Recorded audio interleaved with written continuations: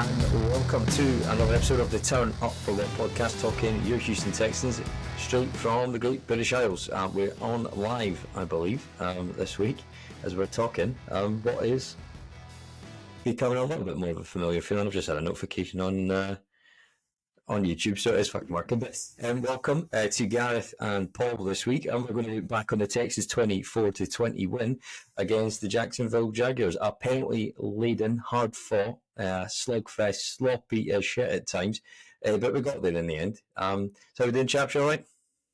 All good here. Thanks for having us. Yes, spot on as well, thank you. All good. And I mean, I think we all would have taken 3-1 at the start of the year, right? But it's a bit of a mixed feeling, I suppose, because you think of all the years you haven't started 3-1 or won 3 out of games of all season, but it is 3-1, and I would have taken it. But Gareth, just to kick us off, what's your kind of thoughts really on the way in which we'll get into some of the specifics, and we'll tick them off and why we think we've got issues, and we've got some positives as well. We'll go through them, but when you look at this 3-1, how would you describe the way this team's playing? Because I don't think it's yet to find an identity. I totally agree with you. Before the season, I actually thought it would have been 4-0. We would have went, to be honest with you, like with JJ McCarthy going out, and like the Vikings not being the team they were in my eyes. But 3-1, like after the first game, I actually thought we were going to struggle a lot more. So then, especially against the Bears, I thought we were going to struggle against the Bears. I know it was a tight game, but still thought that after beating them there, we were going to go on a good run. But beat by the Vikings comprehensively kind of dampened everything I was expecting. And then they go to the Jags. I know they were competing the first 3, but it's always a division game. You never know what's going to happen. And they beat them and still 3-1. Can we complain? I don't think we can. No, and Paul, I suppose if you think of, you've had 3 games where you've had double-digit penalties, a continued issue whereby you try and find ways to get yourself behind the chains, and it's 3rd and long consistently. I suppose you would have taken the 3 wins given the circumstance, and given the how much extra you think this team might have to have left in its tank, or be better execution, consecutive down in and down out to be a better football team than this. Yeah, I think you can. If you take it back to like just our footy, really, that if a team in the Premier League was putting in these type of performances and winning games, people would go, that's a sign of a top team, a championship potential team, isn't it? Really, you're not playing well, you're giving away stupid stuff, and you're still managing to get a win. I think the amount of harm we're doing to ourselves is probably the biggest thing there. And if you took out some of the self-inflicted stuff we're doing, we're probably, we should have probably ran the Vikings closer last week if we took out another 10 penalty game from it. Just a bit frustrating that we're not learning from that, which is the hard bit. Yeah, and I suppose that the flags, or the consistency of the flags, and the error weren't, I suppose, as bad in some ways this week, until we got to the sort of 3rd quarter, and then it dragged on into the 4th as well, because after the game against Minnesota, it was really difficult to try and kind of be too upset about it, because when you can't just get the ball snapped, it's going to be really limited in what you can judge a performance, because you didn't even get to being functional, and I think that was the kind of frustrating part of that we did, that you can't judge it properly at that point. But this week, in many ways, it kind of went to plan, or went to similar kind of storylines that we've come to expect from this D'Amico team, Paul, and we seem to have an ability to not take leads or be consistent enough, and we're closer to teams that we should beat. And this, coming Sunday is going to be a whole different discussion we'll get onto before we wrap up. But we seem to have that ability. We can't pull away from teams for a variety of reasons. If you were to kind of pinpoint someone you think they can improve upon, what would you say that is? Because there is a lot of issues facing this team right now. But what's the main kind of issue you think that when you look back on that performance, that it just holds us back? I think it's just a really simple one in discipline, isn't it? Really, I think it's not just the discipline in some of the flags that get thrown at the line. Again, we spoke the other week, and there were some big plays that got pulled back for penalties. Some of them a bit soft in the Bears game, and then this week again, we had CJ made a really good throw to Diggs in the second half. Would have got a first down, but I think maybe Kenyon Green was ahead of the lineman downfield. It's a silly penalty that probably shouldn't happen. It's on a couple of people, I guess, but it's just a discipline of knowing and coaching there, isn't it? Really, and I think that's got to improve if we feel that we're going to, challenge the likes of Buffalo, take them far, and go to where we want to go. Really, that discipline has to improve.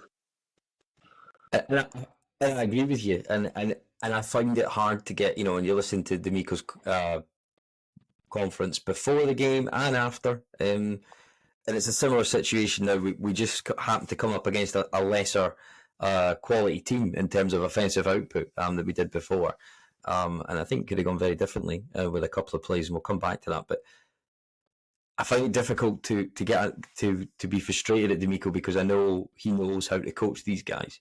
And the coaching staff have shown enough, I think, in this year and last year, that they can get where they want to get to with players. But there's an element of, I think, the ill-discipline's been so thorough and so consistent through 4 games. I think we've probably got to be realistic amongst us. One in which how much can that be fixed through the season and how much is feasible of that. And then Gareth, I think there's a lot of stuff that we'll probably have to just absorb and perhaps realign our expectations on, because you can't be an ill-disciplined team and win games that you shouldn't win, or even win games that you should win. And for me, the last couple of weeks, I don't know if I was just off on my expectation for where this team could go this season, but I think there's some deep-rooted flaws that may or may not be fixable. And whether it's mentality, whether it's coachability of certain players, whether it's implementation scheme or whatever it is, I don't know if the pre-season wasn't thorough enough, we didn't have enough of the guys on the line or wherever it might be in certain skill positions that just is limiting this team. And there is absolutely a case that every team will take different iterations and improve throughout the season. But that being said, when you watch how we've stumbled to this, and look, this is a luxury problem, I'll take this over the bad days, Gareth. But what's your thoughts on what's fixable and what's not, I suppose, within this season and within these sort of 13 games that we've got left? I think if you look at the penalties from yesterday's game, I think it's just down to individual errors. Do you know what I mean? Kenyon Green was caught downfield, 4 times? 4 times in the first half, wasn't it even? That's, no matter what scheme they're running, there's no chance of him being caught down 4 times. That's not on the coaches, that's on him. Obviously, that's an error with him. But maybe it's because he hasn't been playing, he was out all last season. And was everybody reporting that the offense weren't out most of the time in pre-season, that all teams in the NFL weren't putting out their first team offense to give them rest because they think they were doing too much. But this individual, Tunsil was the most penalised player ever through the first 3 games in the whole history of NFL. I heard a stat there earlier on. That's individual holding penalties. That's individuals. You're getting beat by your man. Obviously, they're holding them. Well, they're going to, but I don't think that's anything to do with coaching. Personally, I think that's down to play. Not Laramie Tunsil's probably one of the best left tackles in the game at the moment. Him to have 3 holding penalties, was it? In the third quarter, fourth quarter, that's unforgivable. You can't coach that there. You can't expect the line coach or any D'Amico Rettins or anybody to go, come on, Laramie Tunsil, you know what you should be doing. You don't turn around and say that to him, do you? Yeah, I think I suppose I go back to the Pittsburgh game last year and the job that Chris Strasser could do and did do with the line when we had Austin Dekias playing at left tackle, we had the other Green playing in at guard, and there was a number of injuries in that game, but they found a way to be serviceable and win the game against a good defensive unit with a kind of top 3 edge rusher in that unit there. And then there was So he showed a level of flexibility to work different guys in and the ability to coach them. But yet this start to the season, Paul, I think's been I don't know how much he can fix the run game, because the run game is ultimately at the minute the Achilles heel of this football team. And without that, you're worse on defense because you can't stay on the field for as long as you'd like. You're getting behind the chains, and you're not able to assert yourself in terms of time of possession and dominate the clock. So without the ability to fix the run game, which is a bleed over from last year, and it's a consistent, this is year 2 in this scheme, this should be an improvement. I think, there was flashes of week 1, and I'll be honest, I suppose you believe what you want to believe at times, but it just wasn't, it's just not carried on now. You put Joe Mixon back in that lineup. I don't think they ever thought he was going to play. He was a late kind of fitness admission, but I don't think him alone is enough. His extra vision will give you some extra yards. But I saw a thing today where 23% success rate on rundowns, and that's the lowest in the league. And it's not just bad in terms of our offense; it's bad in terms of all of football, and that's quite a gap to make up. And I don't just believe that's coaching. It's perhaps talent, it's scheme fit, it's players playing together as the front five. And I think there was time yesterday where I thought you're going to have to take Kenyon Green out and put Jared Patterson or whoever's next up in the practice squad back in, because he's just not good enough, and he's missed a lot of time. And he kind of looks a funny body shape to me, to be honest, Kenyon Green. I'm not sure he's ready to hold up, particularly when he gets bull rushed. He looks, I know everybody talked about it within isolation, how he looked like he'd improved his body and all that kind of stuff, but there was times I just thought he's not at an NFL level, and he looked like that a little bit in his rookie year as well. I remember the game against Washington at NRG, and he just got bull rushed back and just didn't look like he was able to compete at this level. And I think that's the reality of it, that he's just not able to. He's not at a point, certainly, anyway. And it may be confidence, it may be physicality, but it's a long old season. We're only 4 out of the 17 through, and he looked miles off it yesterday. And I think when you look at this totality in a whole of 180 million in contracts, when you've got 4 first round picks in 2 seconds and a 6 or whatever they gave for Shaq Mason, you include the Tunsil trade, you include all that. There's a hell of a lot of resource gone into this offensive line. And we're just not seeing the output, and that's on the front office just as much as it is the coaching staff. And both the tackles were paid by this regime, but they're not holders from the last. They're not inherited contracts that you have to stomach. This is all by design, and for it to all culminate in a way that's clearly holding this team back, I don't know if you can fix that in season. What do you think, Paul? Yeah, I think it'll be incredibly difficult. I'm just going through the line in my head and trying to think about how much they played last season. We said about the pre-season previously where, I don't think Tunsil played a single down in pre-season. But then you look at it and Titus Howard didn't finish last season. Another knee injury. I don't think Scruggs finished last season as well, because I think he got an injury towards the end. Tunsil obviously missed all of the summer. And it's some of the visual stuff you see, isn't it? I think there was a couple after a couple of penalties yesterday where the media people do their thing and panning on Tunsil, and he's chugging for air coming up to the line, and you're like, you don't look like you're in the best condition for be doing this, over and over again, and then that's going to lead into pass protection. It's going to lead into run blocking where he's got to get downfield to put a hit on someone to open up a lane. I don't think Joe Mixon is just going to be a fix by himself as well. I think there needs to be some improvement there, but I don't know. I think we have to be, with the play calling we had yesterday, I think we have to be careful that we think Cam Akers can do everything Mixon can do, because at times it looked better with Taylor and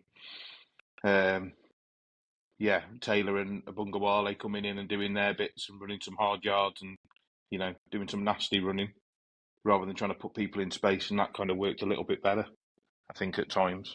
But it's definitely not going to be one thing that fixes it all. I think it's got to be a combination of improvement at line and then somebody coming in who's going to run some nasty yards. Because I think Akers probably got tackled for losses 5 or 6 times yesterday, I'd have thought. Just going back over it. And some of that's on him, some of that's on the line. So Yeah, you want. I think we need to stop running on early downs, and I think that for me that's the key because that's what's putting you behind the chains. And if you can set up the run with the pass, almost a counterintuitive kind of outlook on it, then that will then allow you to kind of when you're in 2nd and 4, you can extend the clock if you can get those 4 yards, or you might only get 1 or 2, but at least it will mix it up. But what I don't get is the fact that if you look at I suppose if you look at the formation changes or the adjustments at halftime. And I think that's the bit of the concern for me right now is that if you looked at week 1, we were very good at mixing up the run game. We're not just kind of standing on the shoulders of that kind of outside zone, everybody drive to an angle and cut back in the space. As long as it's been sealed off by the tight end or whoever on the backside, you'll get some yardage. And I think there's probably not enough teams doing that. Like the evolution of the Shanahan Kubiak tree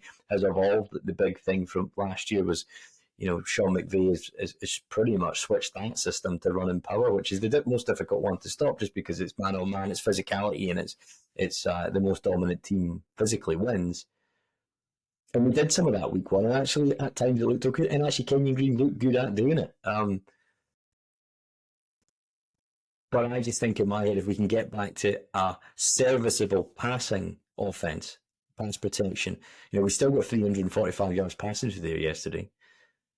So we're in a rather privileged position in that sense. But getting back to something they've shown a relative but limited capability to consistently pass block. We did show that at times last year. If we can get to that point, I can probably live by some ineffective run game, but we have to find that effectiveness, I think, in the run game. So I suppose, that being said, Gareth, how confident did you feel on that final 3-minute drive that we were going to do it? Because I didn't really. I felt it was an inevitability, and I don't know if that was just the offense playing better, the faith in CJ, or what was it. But how did you feel in that final 3 minutes when they were driving and looked like they put it together just at the right time? Honestly, see, when they made that, they stopped the Jags on the 4th down, the one on the 1 yard line, wasn't it, or 1.5 yard line? I thought we were going to win it, totally going to win it. And then when we did next stop, 4 minutes left. You think they're going to run the ball, the Jags, which they had done against us all game. You think, they're going to come down and score, 2-score game, all over. After that it was just like, he's going to do it. Like the game Nico Collins had. Do you know what I mean? CJ Stroud, Nico Collins, how many times did he hit him on that there last drive? It was like unbelievable. So as you're saying there, 100%. I see the difference between the team now and like previous seasons. I know everybody needs a good quarterback, but when you get CJ Stroud after last year, like, is there ever a time you don't think he's going to do it? I know against Minnesota he didn't have the best of games, but one game bad in 2 seasons? Can you complain for a rookie QB? How long have we been crying out for a QB like that there? Yeah, no, I think I felt confident we were going to score, and it was just a case of, and in fact, actually, what led to that, and I think more than just the offensive thing, that was the first time all day that we played a complementary football. You didn't go right at the first kickoff.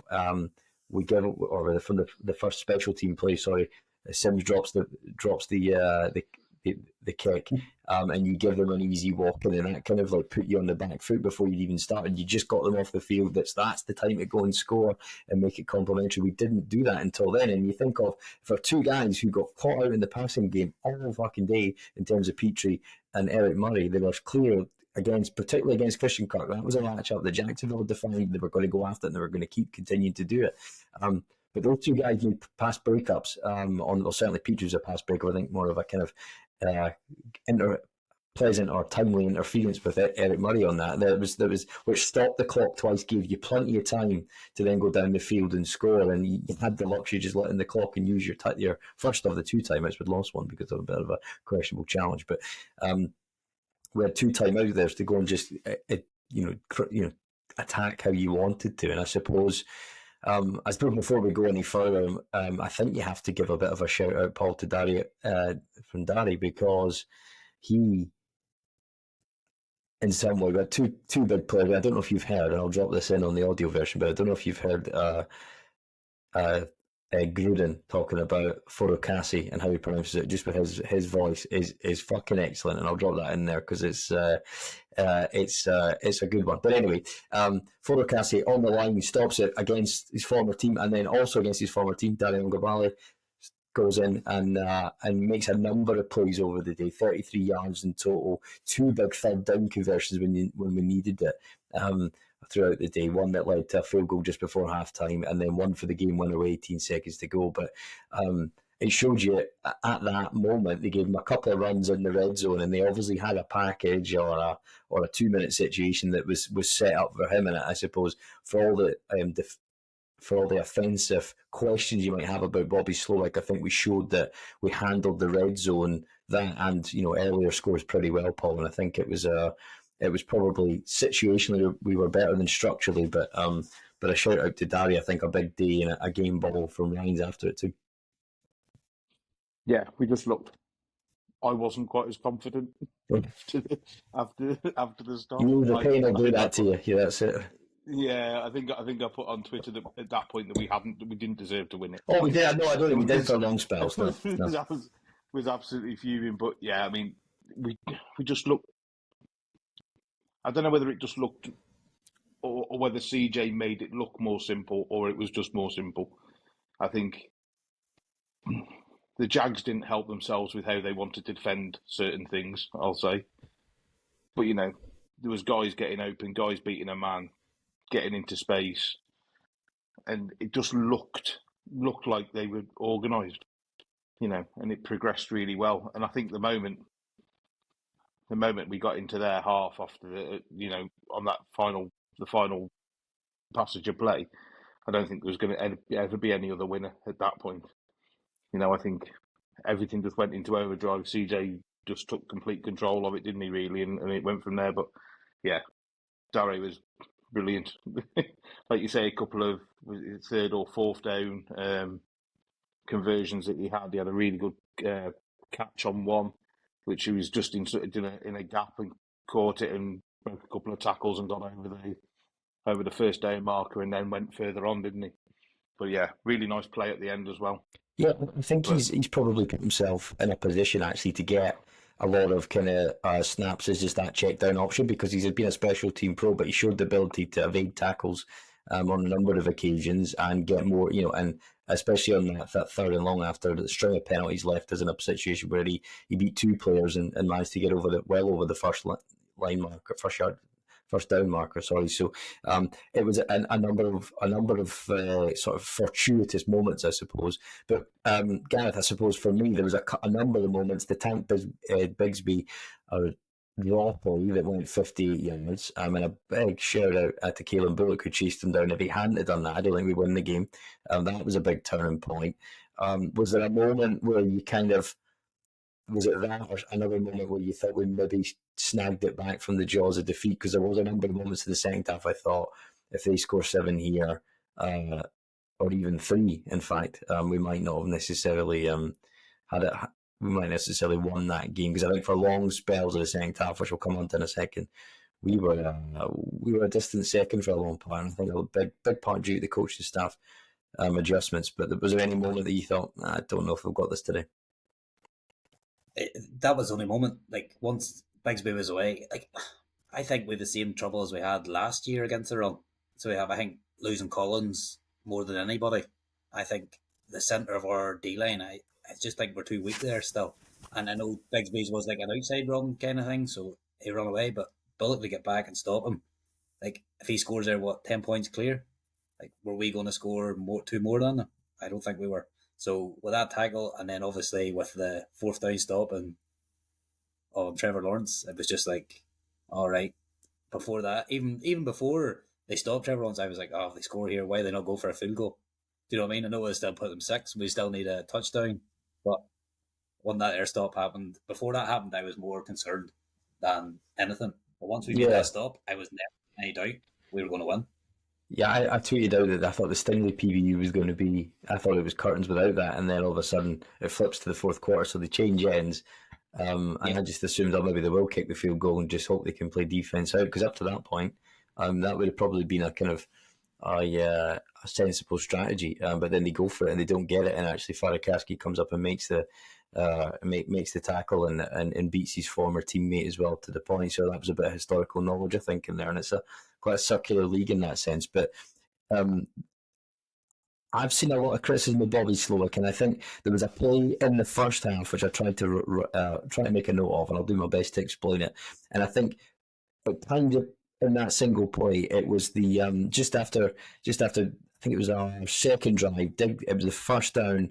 We came out in 12 personnel, 2 tight ends, 1 running back, and Diggs had just had the first down prior to that, so we kind of looked like we were moving a bit, and we just scored. I thought, well, you go and score again, get yourself up a score early, then that, you can assert yourself. And we ended up going off the field after this, but it ended up being JG Taylor motions from the weak side to the strong side to clear out a one-on-one blocker on the weak side. Nico's then in the backfield. He then goes out and CG basically tries to lob a kind of pass into him to sort of just a kind of quick out to the left hand side. It ends up being stopped for a loss. He gets pushed out of bounds behind the line of scrimmage. It wasn't the best throw by CG. Tunsil doesn't do enough to fool the defensive end. It was Hines Taylor, or whatever he calls, Josh Allen Taylor, whatever he calls himself now. I hate when players change their name when they come into the league because it's hard enough to remember them all. But anyway, he doesn't do enough to really kind of make him think he's going to block him. He kind of skips past him. He then misses the DB who goes and makes the tackle on Collins.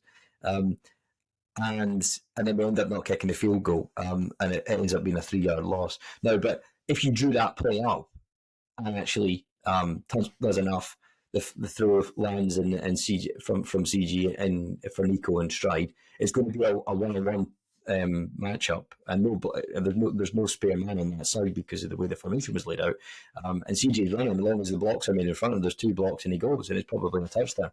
But that goes from being a 3-yard loss to what could be a touchdown for 60-odd yards.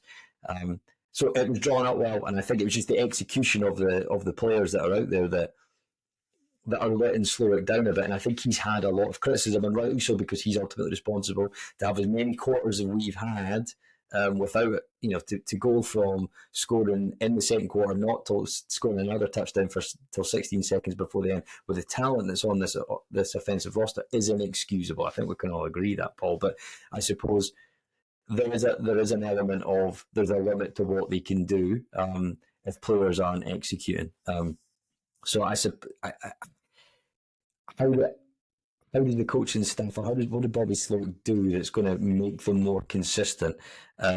Because we punted 5 times in a row in the second half. We kicked a field goal, we hadn't got the ball start the second half, and then punted 5 fucking times before we scored again. And against good teams, they'll blow you out. That's potentially 5 scores, might be just 3s, might be a couple of 7s for good, but that's how you lose games.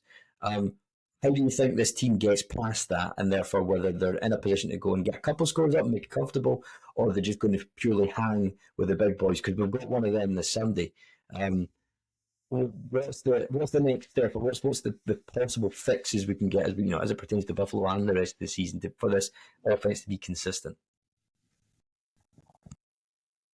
Yeah, I think I don't know what the situation is with Tang, whether he's going to be back this weekend. I think he is. Yeah, I saw that earlier. I think he is. Yeah. I think just not like Nico and Diggs are slow, but just someone with that electric pace that could take the top off things if we really need him to. We'll put some shivers up DBs all over the league, wouldn't it? I think there's a lot of stuff, as we said earlier, that's drawn up really well, and some stuff that worked, and Diggs had a really good reception. But again, just an individual error brought it back, didn't it? And it's, I think if you tidy up some of these things, like you said, not putting yourself behind the chains, not giving yourself 3rd and 20 in places because of penalties, whether that's a hold, whether that's a lineman downfield, whether that's one of these penalties that only we seem to get, or only we seem to commit. I think we're in a position then where you get in 3 and 2, or you're on 2nd and 4 or something like this, and you've got these easy conversions that you can just make, and it just builds momentum. But I think every time we look to start getting momentum, we do something that stops ourselves, don't we? Really, rather than some of the defenses we come across stopping us, we seem to kill ourselves a little bit for him. Yeah, there's an element of consistency there. I think, and I liked how we went to the screen pass to Nico, because that's been an effective play regardless of the situation, regardless of the coverage. He's got an ability to run after catch that's probably relatively unrivaled. But we need to be on the schedule enough that we're not, and improving pass protection, picking up stance, and having shorter passes to to be successful. I think, because the one play that stuck out to me, I think it was the second third and out, 3 and out in the second half, and it's the one where CG just backs off, and then he just throws it out to Diggs, and he just gets one hand on it just near the first down marker, doesn't quite bring it in. But then when I watch that play back, you actually see that Diggs comes all the way from the opposite side of the field, right across the play, for that option, which is going to take 5-6 seconds to 5 seconds or so to develop. And I think there was an element of it was a third down, short to medium distance. And that ended up being the route selection that CG's had to make based on the play design. And look, there was other times in the second half where CG didn't go for the check down, tried to go for something more glamorous downfield, didn't make it, and probably could have had shorter yards and live another down. Now he doesn't do that often. With many criticisms in this roster, and I don't think CG will be one of them. Particularly, with what he's been asked to do. We've been asked him to do too much at times. But I think there's just some elements there that you were asking him to do too much. But Gareth, I think we just have to take a second to just appreciate not only the maturation but the improvement of Nico Collins. He has more catches over 10 yards than both the full wide receiver cores of Denver and the New England Patriots so far for 4 games. There's only 4 games. Those teams aren't expected to be challenging a great deal, although the Denver did not manage to find a way to beat the Jets on Sunday there. But I think Nico Collins, whether it's the scramble plays and he finds himself, or whether it's the run after the catch, whatever he's doing, this guy, for albeit the trade up a hell of a lot in terms of later round draft picks and the give up on a future fourth for him to go and get him, but he's made that contract look very good value, and he looks one of the more unplayable receivers, I think, so far, that certainly from watching this league for the last 10 years I can remember. And with a level of consistency, I think that's the chilling bit, I suppose, for opposition defences. Oh, I totally agree. Like, how lucky are we to get the contract done before the start of the season? Like, if he was still holding out or something and we were trying to pay him at the end of the year after the first 4 games, like, what kind of numbers are you talking? A lot more than what we're giving him at the minute. But the thing is, I know it's took him a while to develop. Like, let's be honest, not even last year, year before, we were talking about him, a wide receiver 2, wide receiver 3. We still need that wide receiver 1. But he is a wide receiver 1 now. Like, how many better in the league are them at the minute? He makes the hard catches look easy. As you're talking there, but there was one pass, was it over the middle? I can't remember what was. He dived, and it's just the way he just turned his body at the same time to catch it. But was that a 2-hand catch? Yes, the ball. Yeah, that was just his technique was phenomenal. Yeah, phenomenal. That's what I mean. He caught it, didn't move. The ball didn't move out his hand on the ground. Just it was just like that's a wide receiver 1. Like, we haven't had that since Hopkins, have we? Yeah. No, I think yeah. So we are, but going back to him, like, I think the way he's playing, I think because we have Diggs and we have Dell, it's going to be a lot easier for Collins to make them yards, because how many other wide receiver cores in the league are as good as that at the minute? Them 3. Like, who do you go with? Who's better? You mean maybe the Bucks, maybe with Evans, Godwin, maybe the 2. There's another thing. Like, imagine we'd have got Mike Evans instead of Stephon Diggs. How good would that be? But talking about Collins, I think he's unbelievable. Hopefully he's there for many years to come. Yeah, no, I suppose when you didn't have Tank, I was interested to see who would step in that role, and it was good to see Cade Stover getting a 27-yarder. That was important. I think at that time, he did have Schultz. He's had a bit of a slow start to the season.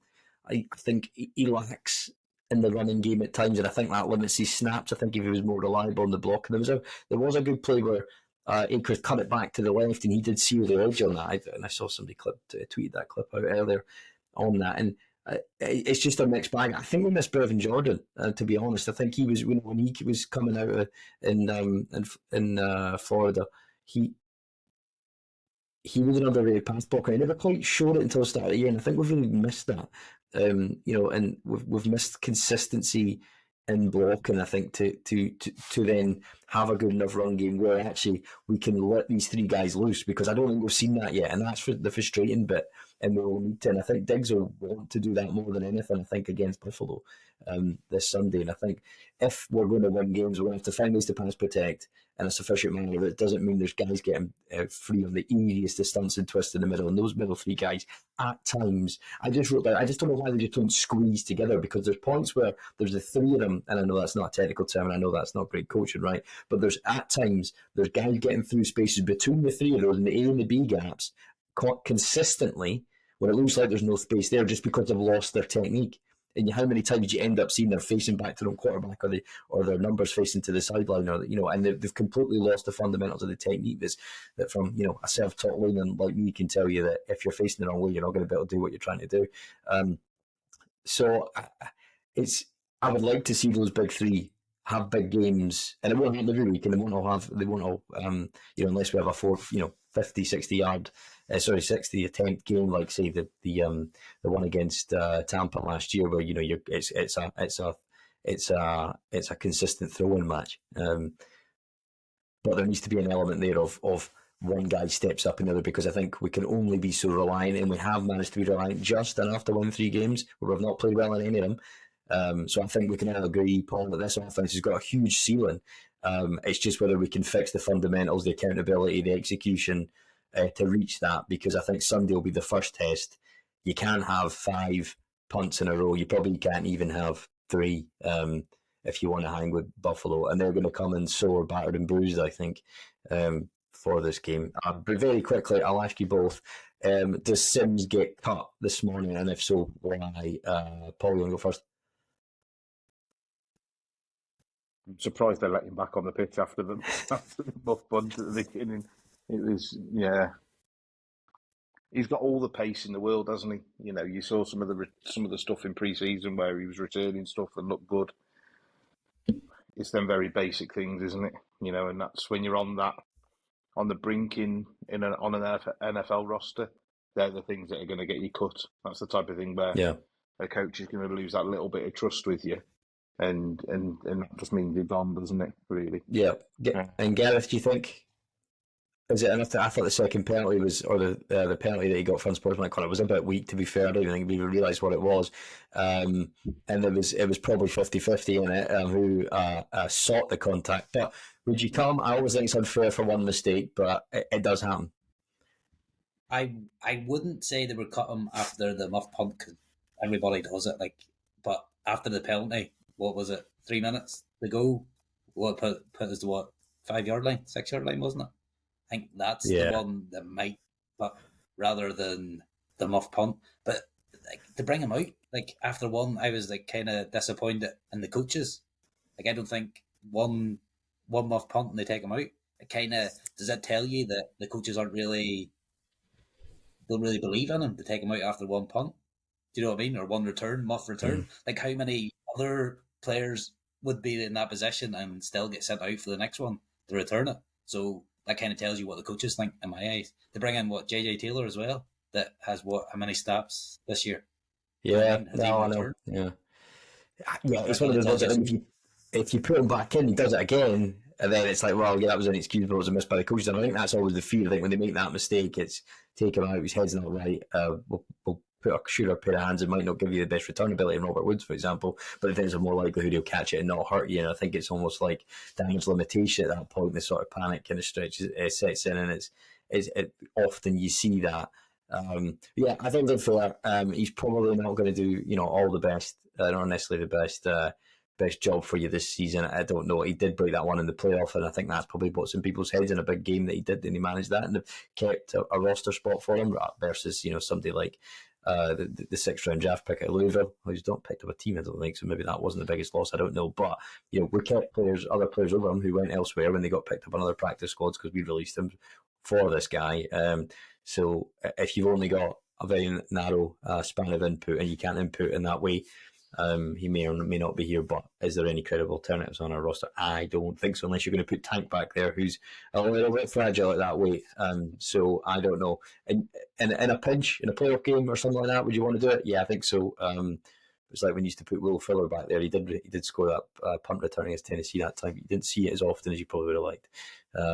Or when you used to put Daniel Manning back there, it was serious, right? When it was time to return a punt.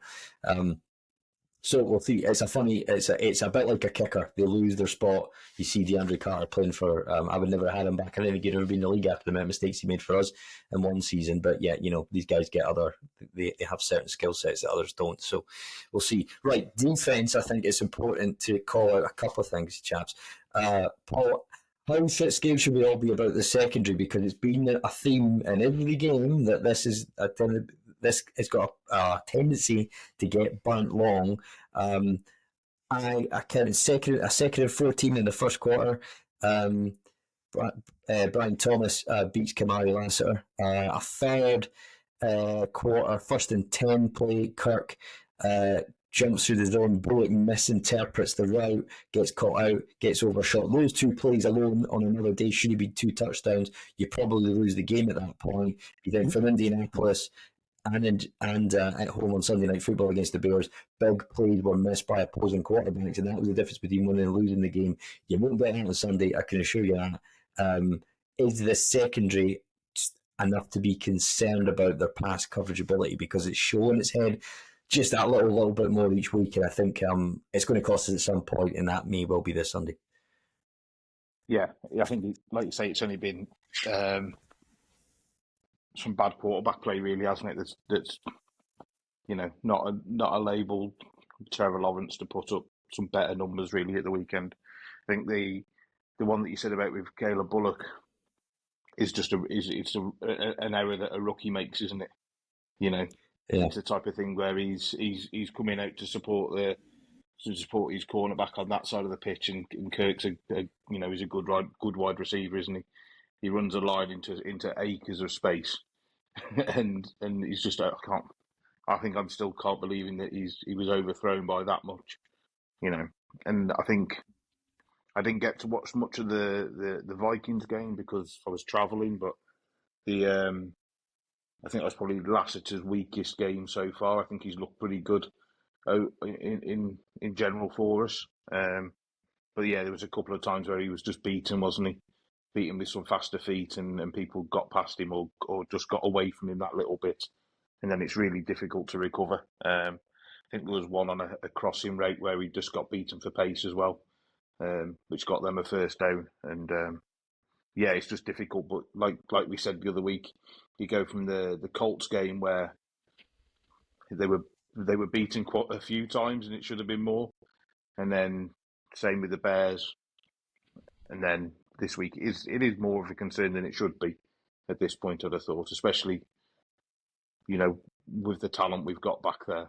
So yeah, I just think Jimmy Ward comes out. I don't think he's been that great. They were keen to extend him. I've not yet seen any reason, and probably the same way I would agree with Tyus Howard as well. I've not really seen a consistent number of games that I could point to that was worthy of an extension. Now, the Tyus Howard was obviously a much bigger and more costly investment. The choose up dollars on your cap, but I think and similarly we've been quite kind of player friendly in that sense to hand out contracts. I think we maybe misjudged the safety position, if I'm honest, in terms of the depth. Now, it's good that Bullock's out there and he's making these mistakes now, but if you have a savvy vet in front of him that's going to maybe shield him from some of that down in, down out, I don't really think it was going to be Eric Money. Now, you got your only sack of the day, which segues nicely, Gareth, into, I suppose, this pass rush, considering the investment of 2 first-round picks in Will Anderson and a big contract for Danielle Hunter, that is an investment that needs to be an asset and a driving force in your team imprinting themselves in the game.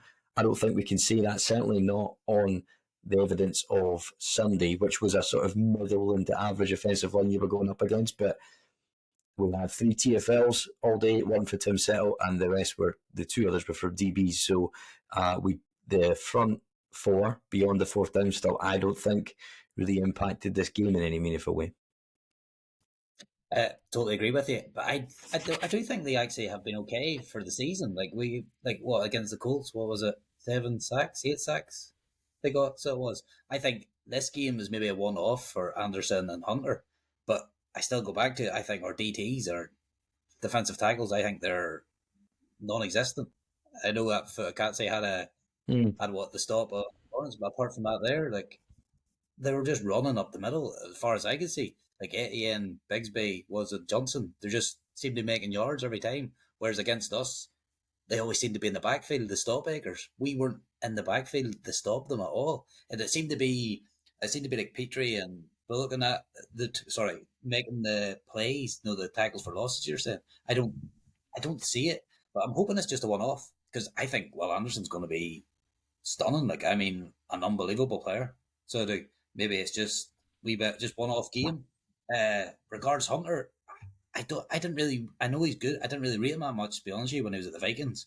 I thought we were going to go. I know we wanted Armstead. I thought he would have been a lot better having him and maybe keeping Grenard.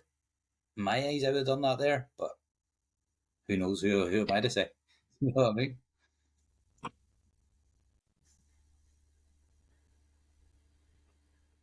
You hear me? Yeah, no, I suppose there's for me, I just think when you put that level of investment into that side of those positions, they need to have a consistent impact. And I know they kind of got away with one where Donnell should have had him and they didn't. But for me, I suppose when you're, you know, and look, I think the guys they're not names, and I think there was a little bit of here's what you could have had in the defensive tackle there for.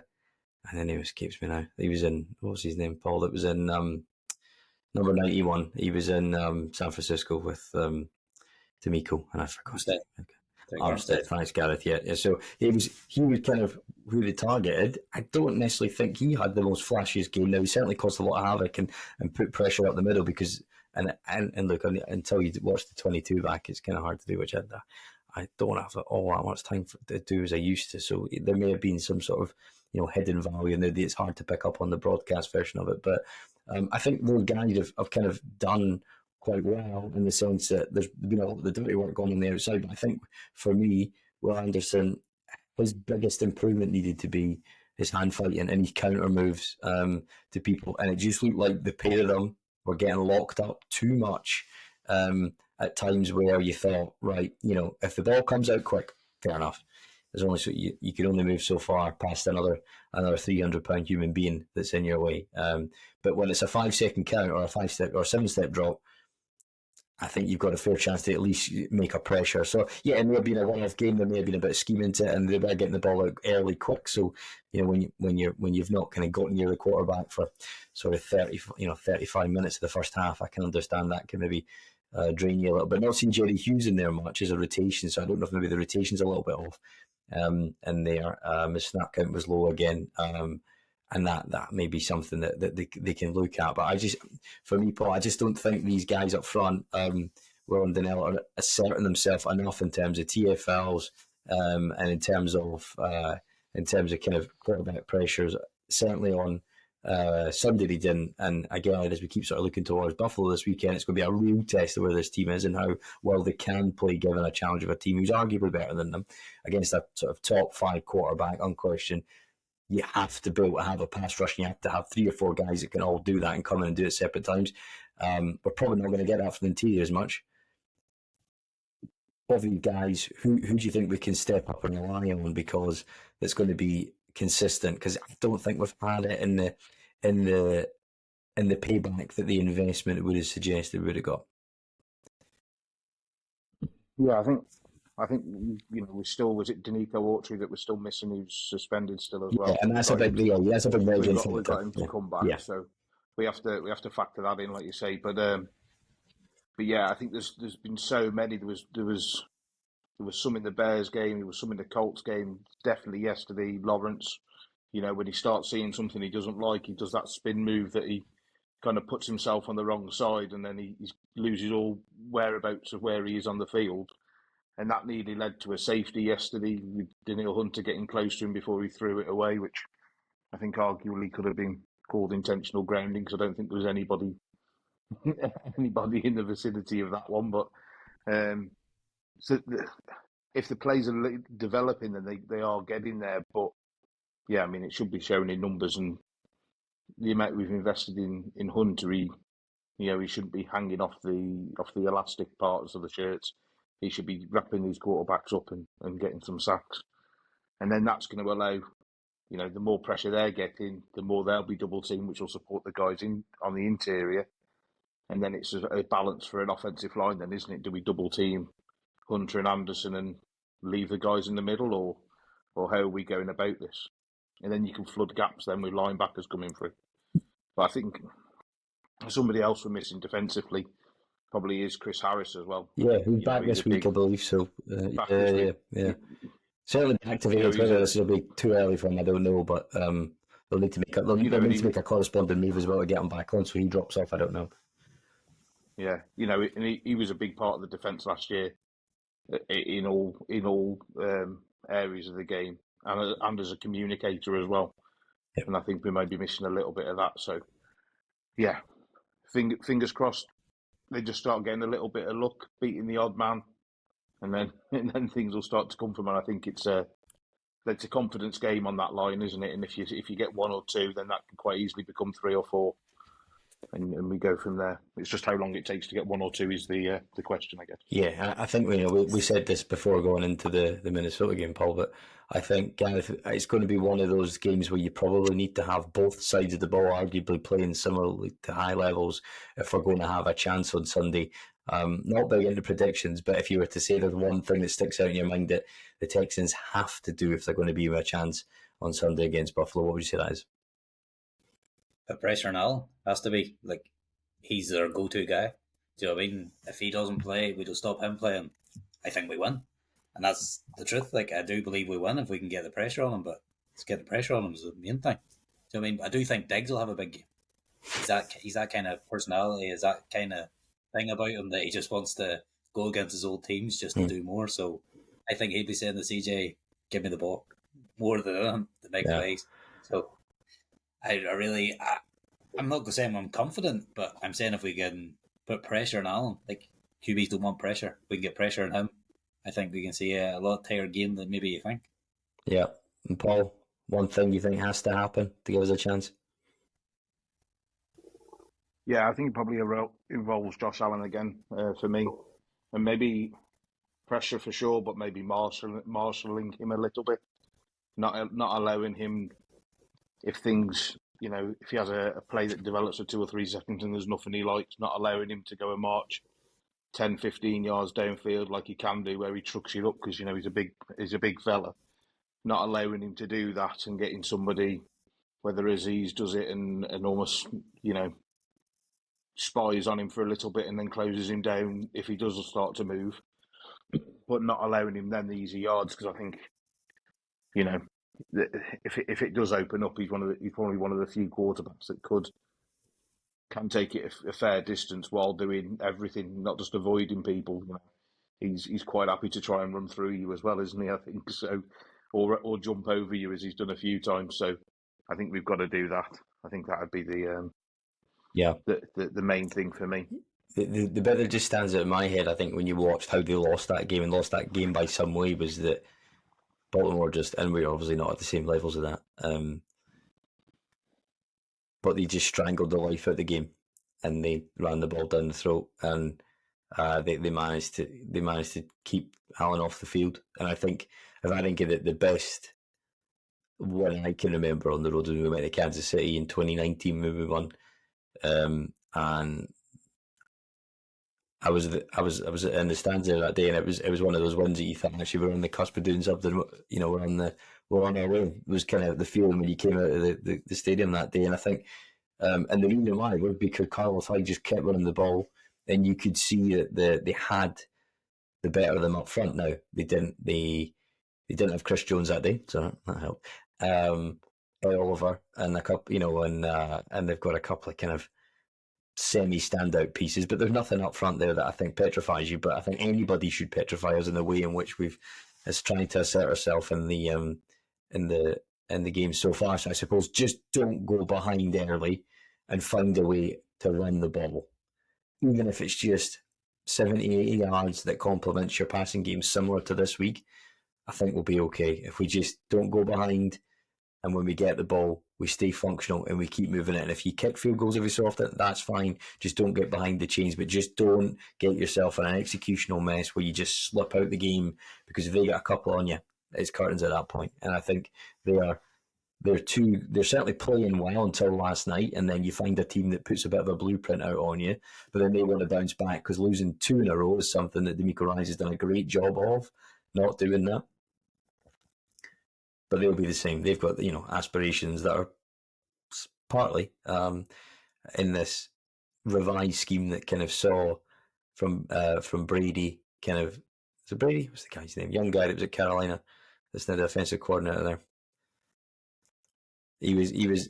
Rule. No, he's the offensive coordinator now of the Bills, and he got moved over there. The name fucking escapes me. Not usually as bad as this, but anyway, he went over there. I'm tempted to say Joe Brady. I think that's right. He was the LSU offensive coordinator when Burrow and Jamar Chase won the championship, and then he went to Carolina, and then we interviewed him for a head coach gig here. But he certainly found a way that works for that offense, and they've actually kind of used their quarterback, but elevated a broader level of talent around them, rather than just trying to siphon all the targets through our very own Diggs. So let's hope he can look like he's made the right choice, because he went back to Buffalo, didn't necessarily get the revenge game he might have wanted there, but I suppose it's probably less fresh and is less raw. But it's just going to be a case of functionality on both sides of the ball, and don't get caught out, because I think if we can keep it close to late, I think this team's showing a way to win close games. And I think we'd be remiss unless, a number of mistakes by them on their side, or, some heavy-handed turnovers that will give you some advantage, that this game is going to be close. And I think that's what gives me the confidence, if we can get to that point, that we can win close games, because we've shown a propensity to do that. But it's the ability to keep it close throughout the first 3 quarters and get down to the fourth quarter, and then it's who takes wins at that point. But we just have to keep ourselves in the race, and I think that's the bit for me that don't let yourself get trodden out early by your own mistakes, because there's no way you're going to keep up with the big boys if you're doing that. But any final thoughts, chats for me out here? No. Hopefully things are just keep their goal, improving every year. Like, it's not going to be a quick fix. No matter what anybody says, I know we improved last year, but if we're improving every year, maybe in another 3-4 years' time, maybe we're contenders then. Yeah, I think we've probably slipped away from that contender. I think until you can cut out the basic errors, you're not going to be a contender. And I've probably sort of tempered my expectations of where I thought we'd be, because you kind of thought, well, you get to level 1 year and you just top on some top end talent, and that'll get you to the next level. But it's not as simple as that, Paul. So, what's your final words here before we just get out of here? No, you said about being contenders or not, but I think it's quite easy for us to win 6 games this season. I think the rest of the AFC South isn't looking too handy, is it really? Especially with Richardson being injured again. I don't know when. I can't remember our schedule off the top of my head when we play them again, but hip injuries for mobile quarterbacks aren't really a good thing, are they? No, I just think it's, I think if we half the amount of penalties we're giving away on the line and some of the ones that are really hurting us and calling back plays, I think we probably look an even stronger team than we are really. And then you've got wide receivers posting even bigger numbers, Stroud posting even bigger numbers than he is, because things aren't being called back. And I think the conversation changes very quickly in this league, doesn't it? And I think it would change more positively for us if we could manage to do that and turn it round. Yeah, and I always kind of had this game as a potential 50-50, but I didn't think that about Minnesota. So when you put the two together, and if you lose both, there's a point where we'll have to get, when we hit certain stretches of games, that we're going to have to be sort of 2 games above 500 if we don't want to slip back into that sort of wild card kind of area. So I would love to see us do it. I really would, and it would just kind of push us looking up rather than looking over our shoulder. But until we can fix all these basic stuff, guys, I just don't see. I don't think there's enough feasibly to see it. But there is a more than plausible outcome that you can just not make mistakes and make it difficult for yourself, and then actually just look forward and play well. And when you play well, this team might be quite dangerous. But until you see it, that's not who you are. So the guys have got to do. It's going to be a big coaching job this week.